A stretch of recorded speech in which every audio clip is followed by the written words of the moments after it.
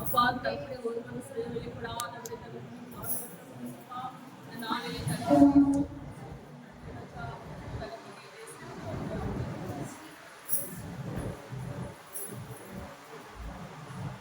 நான் வந்து இந்த மாசம் வந்து முதல் மாசமா இருக்கிறதுனால நான் வாக்குறது சங்கீதா 65:11 சங்கீதா 65:11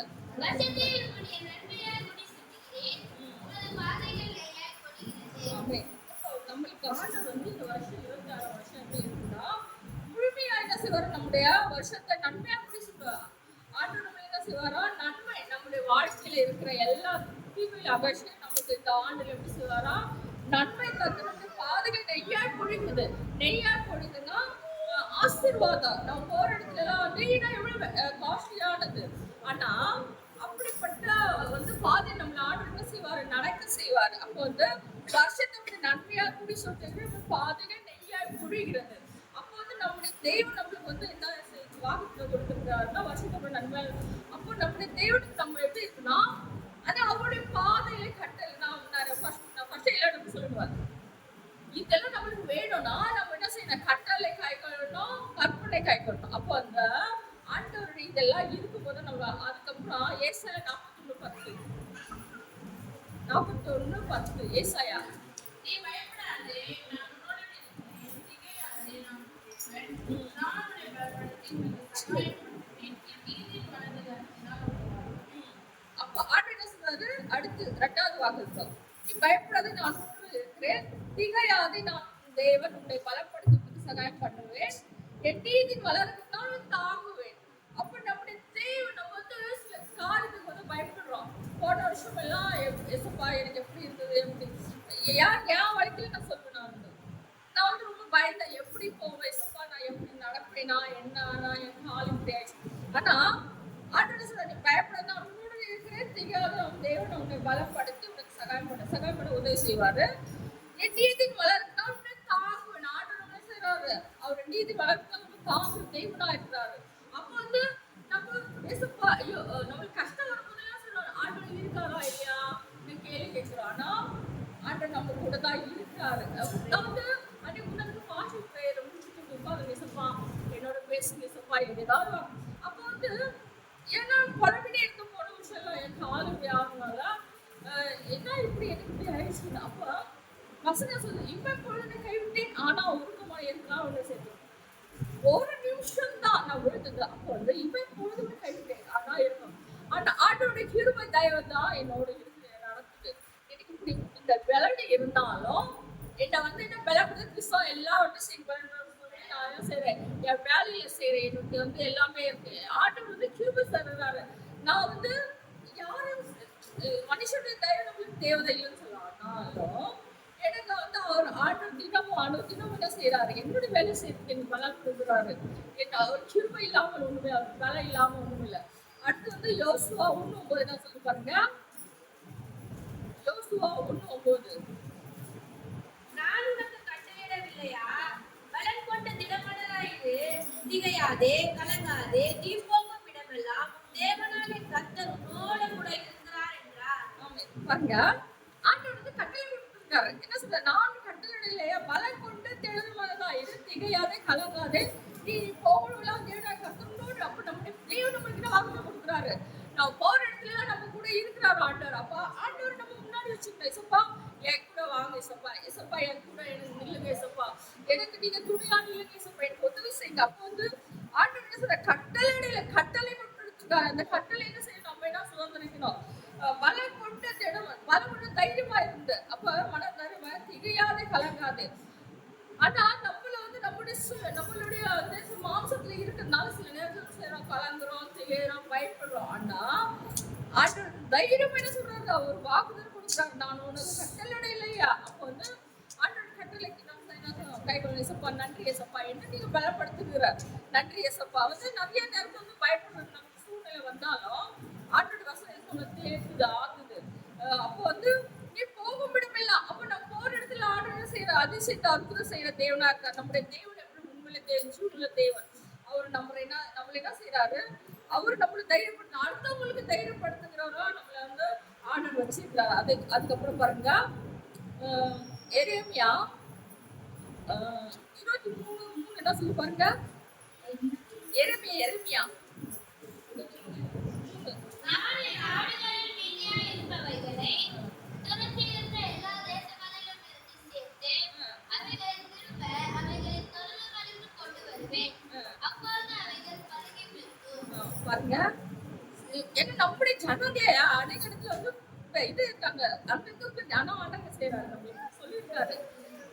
ஆடுகள் என்ன செய்யறாரு, திருப்பி என்ன செய்வார், கூட்டு சேர்ப்பார். அதுக்கப்புறம் பாருங்க,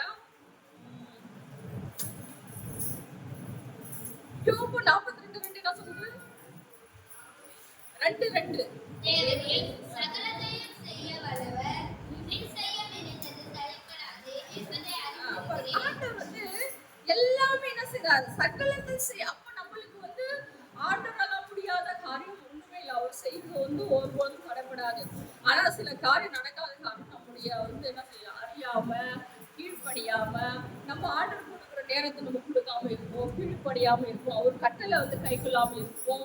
அப்போ அப்படி இருக்கும்போது தான் நம்முடைய வாழ்க்கையில ஆர்டர் செய்யற இதுல வந்து 42 தேவரே சகலத்தை செய்ய வல்லவரை செய்ய நீண்டது தடைப்படாது என்பதே அறிந்திருக்கு. அப்போ வந்து நம்ம வாழ்க்கையில ஏதோ ஒரு காரியம் தடைப்படுதுன்னா அதுக்கு நம்மளே தான் காரணம், அந்த ஆர்டர் எல்லாம் காரணம் இல்லை. என் வாழ்க்கையில தடைப்படுதுன்னு நான் சொல்ல முடியும். எங்க காரணப்படி வந்து ஒன்னா இருக்கணும். வந்து ஆர்டருக்கு வந்து இப்ப சைக்கிளே வச்சுங்க, சைக்கிள்ல 2 டயர்ல காத்து நல்லா இருந்தாதான் வண்டி சரியா போகும். ஒரு டயர் பஞ்சர் ஆகிட்டாங்கன்னா வண்டி போக முடியாது. புரியுதுங்களா? அதே மாதிரிதான் வாழ்க்கையில புருஷன் பொண்டாட்டி ஒன்னா இருந்தா தான் வாழ்க்கை வெற்றியா போக முடியும், தவிர ஒண்ணு இப்படி பஞ்சர் ஆகிட்டு கடந்தா போக முடியாது. அப்ப எங்களோட வாழ்க்கையில வந்து ஃபர்ஸ்ட், ஏன்னா எங்க வீட்டுக்காரர் நீங்க உங்களுக்கு எல்லாருக்கும் தெரியும், ஜபம் பண்ண முன்னாடி வசனம் வர மாட்டாரு, இப்படி செய்வாருங்க. அப்போ வந்து ஜபம் தான் பண்ண நானும் இல்ல. ஆனா நம்முடைய ஊழியக்காரர் ஜபம்ல எல்லாருக்கும் பாட்டு பாட கண்டிஷனா சொன்னதுனாலதான் அவருக்கு பாடுறாரு. அவருக்கு தாளம் இருக்கு, ஆனா அது புதைச்சு வச்சிருந்தாரு. அந்த தாளத்தை எப்படி பயன்படுத்தினாருன்னா, அப்ப கண்டிஷனா பாட சொன்னதுக்கு அப்புறம் இப்ப அவருக்கு வந்து கூச்சம் பயம். ஆனா ஆண்டோட கிருபை இருக்கணும். எல்லாரும் வந்து பாட முடியாது, வந்து இது பயம் இருக்கும். எனக்கு நிறைய இப்ப நான் புக்கு பார்த்து தான் பாடுவேன். ஆனா அவங்களுக்கு வந்து அது வந்து ஆண்டோட கிருபை தயவு அப்போ வந்து பயன்படுத்தினாரு. அப்போ வந்து முதல்ல ஃபர்ஸ்ட்ல என்ன இருந்தா, எங்களுக்குள்ள ஜபம் இருக்காது. வந்து அவர் ஒரு இதுனா அவர் ரொம்ப பிடிச்சி ரொம்ப, ஆனா இப்ப மாறி இருக்காரு. ஆண்டவர் அவர் ஆசீர்வதிப்பாரு, அவரை வந்து உயர்த்துவாரு. ஏன்னா சொல்றேன், ஏன்னா ஒரு ஏஜ் வரைக்கும் தான் நம்மளுக்கு எல்லா ஆசீர்வாதம் கிடைக்கும். அந்த ஆசீர்வாதம் நம்ம பெறணும்னா எனக்குள்ள இருந்து திமிரு அவங்க நான் சொல்றேன் சொல்லேன்னா எனக்கு கோபம் இருக்கு, ரொம்ப பயம். அப்ப வந்து இப்ப என் வீட்டுக்காரர் அப்படி இருக்காரு, நானும் கொஞ்சம் அடங்கி நானும் வேணா அதுக்கு மேல. அப்ப வந்து எனக்கு வந்து நிறைய பேர் சொல்லுவாங்க, நீ வந்து இப்படி இருக்க, உங்க வீட்டுக்காரர் இருக்காருன்னா அதுக்கு அகேன்ஸ்டியா இருக்க, நீ கொஞ்சம் இதா இருக்குன்னா நான் விசுவாசம் எதிர்த்து நிலையில அப்பொழுது உங்களை விட்டு ஓடி போனேன். எங்க வீட்டுக்காரர் என்ன அடிச்சா கோவப்பட்டாருன்னு சொல்லுவேன். நான் அவரோட சண்டை போடுவேன். நான் ஆக்சுவலி அப்படிதான் விசுவாசம் எதிர்த்து இல்லைன்னா சண்டைக்கு ஆப்போசிட் என்னது அப்ப நான் என்ன செஞ்சுட்டோம் அமைதியா. ஆனா இப்ப எனக்கு இந்த வயசு தெரியுது, வயசு போயிடுச்சு. இப்ப எனக்கு தெரிஞ்சதுக்கு அப்புறம் இன்னும் ஒன்னும் பிரயோஜனம் இல்லை. அப்ப நான் என் வயசுல நான் வந்து சமாளிச்சுட்டு இருந்தா நான் வந்து ஒரு இதோ ஆசத்தை பெற்று நான் எனக்கு இப்ப தெரியுது, எனக்கு வந்து கிடைச்சிருக்கோம், எனக்கு வந்து குழந்தை இருந்திருக்கும். ஆனா அந்த குழந்தை வந்து இல்லாத காரணம் நான் தான். ஏன்னா என்னோட கீழ்படியாம நான் இப்படிதான் என்ன அடிச்சுட்டியா அப்படிதான் நான் இருக்க மாட்டேன் கூட, நான் போயிடுவேன். புரியுதுங்களா? அது நான் அடிக்கிறேன். எனக்கு என்ன செஞ்சாரு எங்க வீட்டுக்காரு. ஆனா இப்ப வயசாயிட்டு ஏதாவது நான் வந்து ஐயோ ஏசப்பா முடிஞ்சிச்சல்ல எனக்கு இப்ப தெரியும். ஆனா நான் இப்ப என்ன ஜாப் பண்றேன்னா, ஏசப்பா எங்க 2 பேரும் பசுமைப்படுத்தி உங்க ராஜ்யத்துக்கு எங்களை ஆத்துமால் ஆதாயப்படுத்தி அந்த கிருபைக்காக அதுக்கப்புறம் இருக்கிறவங்க ஊழியத்தை செய்யணும். இதுதான் இந்த ஜபம். அதுக்கு தானே சொல்றேன், நம்முடைய வயசு இருக்கிற வரைக்கும் தான் நம்ம வந்து புருஷ பொண்டாட்டிக்குள்ள ஐக்கியம் இருக்கும், சந்தோஷம் இருக்கும், எல்லாமே இருக்கும். அப்போ வந்து அதுக்கு ஆண்டவர் வாக்குத்தம் கொடுக்குறாரு. அந்த வாக்குத்தம் எடுத்துட்டு நம்ம என்ன செய்யணும்? நான் என்ன செய்வேன், எங்க வீட்டுக்காரர் இன்னும் ஒண்ணு அடிச்சா நான் சரி கூட பேசுவேன். அப்போ வந்து நிறைய பேர் சொல்லுவாங்க, என்ன நீ வந்து ஏன் அப்ப நான் பிசாசு எதிர்த்துக்கிட்டுன்னா அவர் சண்டை போடுறாருன்னா என்ன செய்யணும்? அதுக்கு நான் தாழ்ந்து தானே போயிருக்கணும். ஆனா நான் என்னுடைய மைண்ட் எப்படின்னா, எதிர்த்துக்கிட்டா அவர் சண்டை போட்டா அது அவர் சொல்ல பிசாசு தான் எதிர்க்கிறேன். இப்ப தெரியல, இப்ப தெரிஞ்சு இப்ப பிரயோஜனமா? ஒன்றும் பிரயோஜனம் இல்லை. அதனால வயசு இருக்கிற வரைக்கும் எல்லாருக்கும் என்ன செய்யணும்? நம்ம என்ன செய்யணும்? கருணமுடிக்குள்ள ஐடி இருக்கணும். ஒரு சைக்கிள் டயர் வந்து பஞ்சர் வந்து அடுத்த வண்டி போகாது மாதிரி. இப்ப எங்களுக்குள்ள ரொம்ப 2 பேருக்குள்ள ரொம்ப அவர் வந்து வேசப்படி அவர்கிட்ட அந்த இதுல விக்கிரகத்துல இருந்தவர், இந்துல இருந்து ரச்சனை பண்றவரு, அவர் முடிமையா இல்லை. ஆனா இப்போ ஜாப் பண்றாரு, நல்லா செய்யறாருன்னு சொல்ல. ஆனா அதான் இன்னைக்கு வயசு அவ்வளவுதான் முடிஞ்சிச்சு. அதுதான் அந்த வயசுக்குள்ள நம்ம என்ன செய்யணும்? கை கொள்ளணும். ஆண்டவர் கட்டளை வந்து கீழ்ப்படியணும். வாக்குத்தை பெற்றுக்கொள்ளுக்கு நம்ம என்ன செய்யணும்? கத்தியா இருக்கணும். நம்ம வந்து ஆண்டவர் வாக்குத்தை கொடுத்துட்டா என்ன செய்வாருன்னா, நம்ம முதல்ல என்ன செய்யணும்? அர்ப்பணிக்கணும். நம்மள அர்ப்பணி கோதுமை மணி நிலத்தில் வந்து சாகாவிட்டால் பலன் கொடுக்காத மாதிரி நான் வந்து இந்த சரீரத்தை வந்து அர்ப்பணிக்காதனால இப்ப இப்படி. ஆனா நான் இப்ப கிட்ட நான் சொல்லியிருக்கேன் உங்ககிட்ட, எனக்கு அந்த இப்ப எங்க வீட்டுக்காரர் சொன்னாரு, யாரோ சொன்னாங்களாம், எனக்கு அந்த ஆசையில இல்ல, நான் பரிசுத்தமா இருந்து இந்த உலகத்துல இருக்கிற வரைக்கும் பரிசுத்தமா இருந்து ஆண்டவருடைய சாட்சி சொல்றான். நீங்க வந்து ஊழல் செய்யலாம். இப்ப எங்க வீட்டுக்காரருக்கு வந்து அந்த ஆண்டவர் இப்ப வந்து நான் நானே நினைக்கிறேன், அவர் வந்து ஜபம் பண்ண முன்னாடி என்ன வந்து ஒரு மாதிரி செய்வாரு, ஜபம் பண்ண மாட்டாரு, செஞ்சு இருப்பாரு. அப்ப ஆனா ஜபம்ல ஆண்டவர் வந்து அவரு ஜபம் வந்து எல்லாரும் கண்டிஷன் எனக்கு பாடுன்னு சொன்னதுனாலதான் அவர் பாடுறாரு, தவிர இல்லைன்னா இல்லை. ஏன்னா ஜபம்ல ஆண்டு தான் அவருக்கு உதவி செய்யறாரு. அப்போ வந்து அவர் போற இடத்துல எல்லாம் சொல்றாரு, நான் பாட்டு பாடுறேன், நானும் சாட்சி சொல்றேன்னு. அப்போ தேவன் ஆசீர்வதிப்பாரு.